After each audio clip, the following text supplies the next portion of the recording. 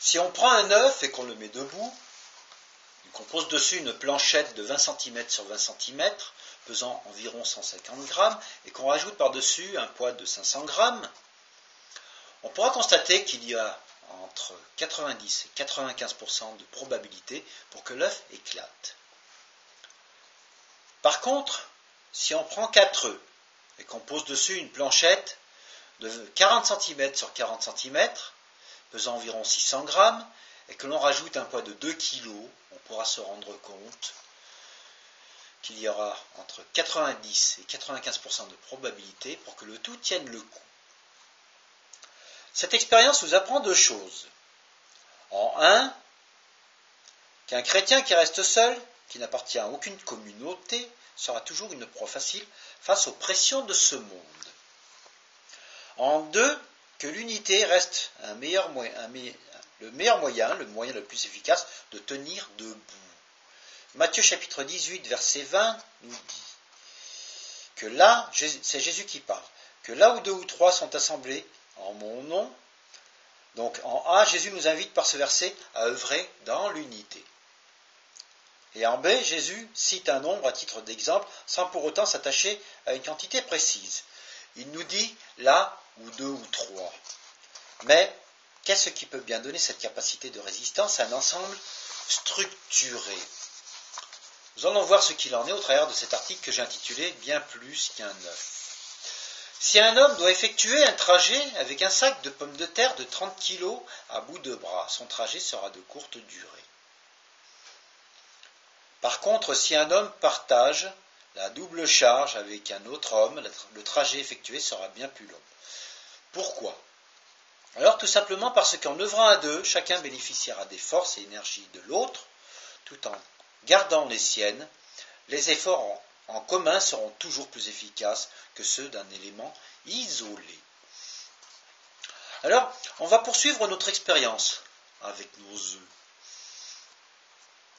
Si nous avons une surface bien plane de 3 mètres sur 3 mètres, soit de 9 mètres carrés, et que l'on y aligne des œufs, un peu plus de 4500 œufs, et que l'on y pose par-dessus une planche bien plane de la surface équivalente, et qu'on invite 2 à 3 personnes à marcher dessus, nous pourrons constater que non seulement les œufs ne céderont pas, mais qu'en plus, les œufs les plus fragiles seront gardés de la brisure grâce aux œufs les plus résistants. Cela nous ramène à Galates chapitre 6 verset 2 qui nous invite à porter les fardeaux les uns des autres. Nous allons bien plus loin que le simple partage à porter nos fardeaux. Ce passage nous invite à soutenir les plus faibles qui se trouvent dans nos communautés. Cette expérience avec les œufs va encore plus loin. Mettons au beau milieu de nos œufs un œuf qui dépassera tous les autres œufs de 2 ou 3 mm et remettons la planche par-dessus. 2 à 3 mm sembleront sans importance, ça semble insignifiant. Mais aux yeux de Dieu, tout reste important car le résultat sera sans appel. L'œuf qui se croyait supérieur aux autres œufs sera écrasé sans aucun délai. Cette petite expérience nous apprend deux choses. En un, que si nous pensons être supérieurs et indépendants des membres de notre communauté face au monde qui nous accable, ce monde finira toujours par nous avoir, tout comme l'œuf isolé qui s'est fait avoir sous la pression de sa propre charge. En deux, que nul n'est supérieur aux autres membres de sa communauté, même pas le pasteur ou le pasteur adjoint. Il nous ramène ainsi à Galates chapitre 6 verset 2 qui nous dit « Portez les fardeaux les uns des autres ».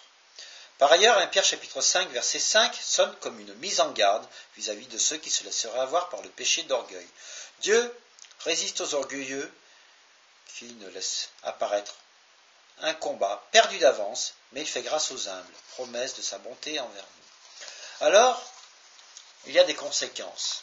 Notre œuf écrasé laissera ainsi se répandre autour de lui tout son contenu, et au bout de quelques jours finira par empester tous les autres œufs en répandant une forte odeur d'un raffiné dans le nauséabond. Dans Josué chapitre 7 versets 1 à 26, il nous est raconté la terrible défaite d'Israël d'un combat, car Un seul avait fauté, Akan, et l'odeur de sa faute avait contaminé tout le peuple. Certains dirigeants d'Église se demandent parfois pourquoi la communauté sombre pour finir, dans certains cas, par se diviser, puis par s'éteindre. Les raisons sont des plus simples. En un, parfois il y a tolérance face au péché de certains membres de la communauté, tels que un frère ou une sœur qui aura commis l'acte de fornication, la prise de la Sainte Seine à la légère, etc., etc., sous prétexte que Dieu pardonne tout et n'importe quoi. Un dirigeant d'église qui passe à côté de ces choses deviendra cautionnaire de ces choses. En deux, lorsqu'un membre ne suit plus l'église, il devient comme l'œuf brisé qui contaminera toute la communauté. Quand je dis lorsqu'un membre qui ne suit plus l'église deviendra comme l'œuf brisé, je parle du membre d'une église qui marchera dans la désobéissance la plus totale. Galates chapitre 6, verset 1 nous invite à agir envers ceux qui ne sont plus sur le bon chemin, afin que la communauté n'ait pas à en subir les conséquences.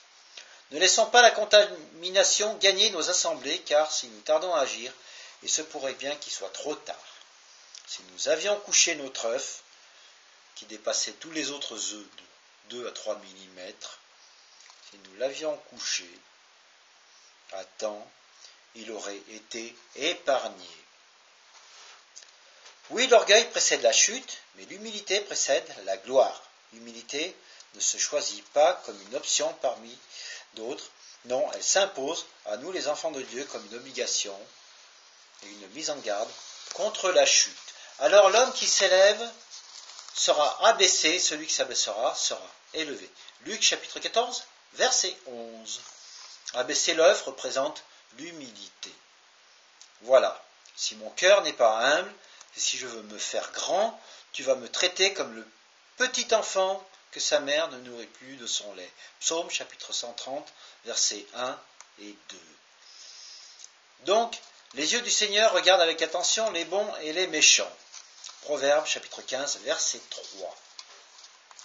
Un œuf, on va poursuivre notre expérience avec notre œuf, avec nos œufs. Un œuf est composé de 3 parties. La première partie, c'est la coquille, qui n'est autre que le conteneur.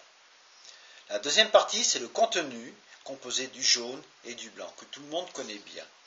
En fait, quand il est cru, c'est pas du blanc, c'est du transparent. Et c'est quand il cuit qu'il devient blanc. En 3, il y a la membrane qui se trouve entre le conteneur et le contenu. Mais, quel est donc le rôle de cette fameuse membrane ? La coquille d'un œuf reste un élément fragile, car d'origine, il est micro-fissuré, et en plus, la coquille d'un œuf reste poreux, un peu comme la peau, un peu comme notre peau. La membrane est là pour assurer, de par sa solidité et son étanchéité, la protection du contenu. Si la membrane n'existait pas, l'œuf n'existerait pas, etc., etc. L'homme est tout à fait comme un œuf.